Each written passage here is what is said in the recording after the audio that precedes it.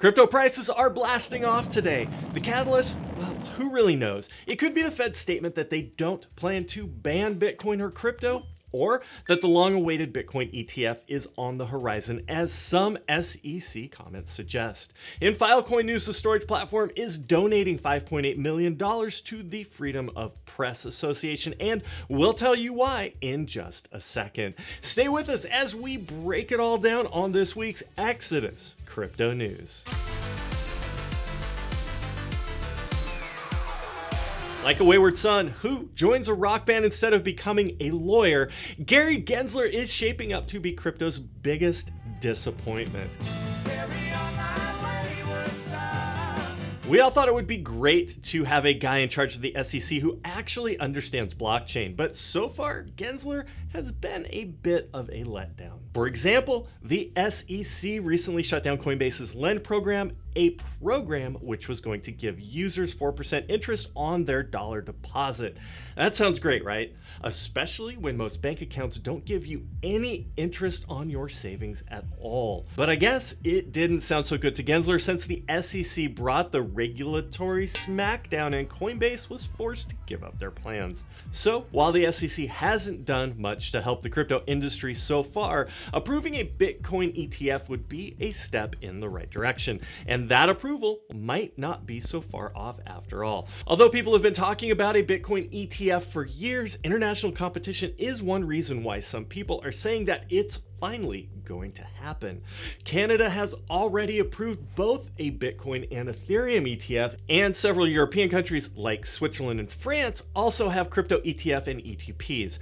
The longer the United States puts off approving its own Bitcoin ETF, the more money will flow out of America and into these international products. That's a factor that the SEC must be considering.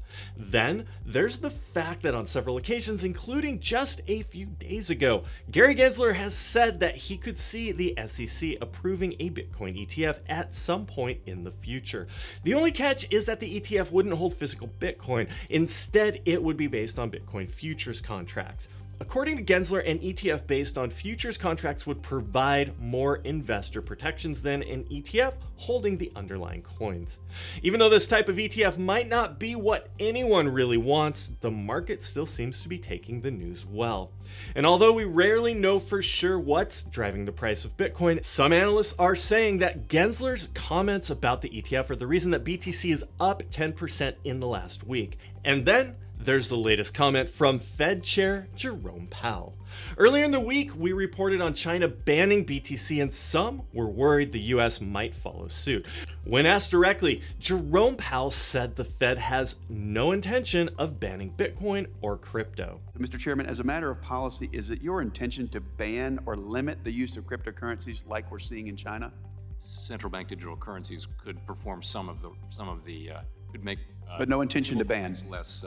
No intention to ban. No intention to ban them, but they're, the stable coins are like money market funds, they're like bank deposits, but they're to some extent outside the regulatory perimeter, and it's appropriate that they be regulated. In terms of the overall market structure, Bitcoin just bounced hard off the 200-day moving average at about $41,800.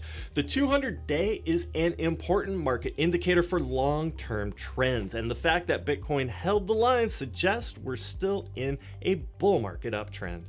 As long as BTC keeps above $42,000, it's more likely that the next big move will be to the upside, and the SEC approving a Bitcoin ETF could just be the thing we need to take us higher.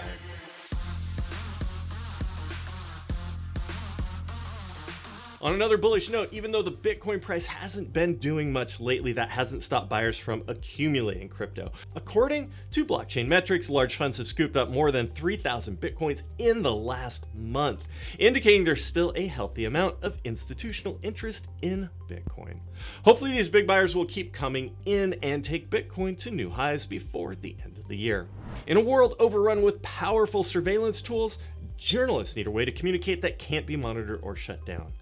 Enter Filecoin. The Filecoin Foundation for the Decentralized Web, or FFDW for short, has announced that they'll be giving $5.8 million to the Freedom of Press Foundation. The money will be used to build out SecureDrop, an open source platform that enables anonymous communications over the Tor network. We use the SecureDrop service from the Freedom of the Press Foundation. You can send the globe messages and upload documents over the internet with more anonymity than a website or email can provide. SecureDrop is already popular with large platforms like The New Yorker and The Washington Post, and with better functionality, it could attract even more users from around the world. The Freedom of the Press Foundation will also work with Filecoin to invent new ways of storing website content indefinitely, so that information cannot be taken down by a corporation or the government.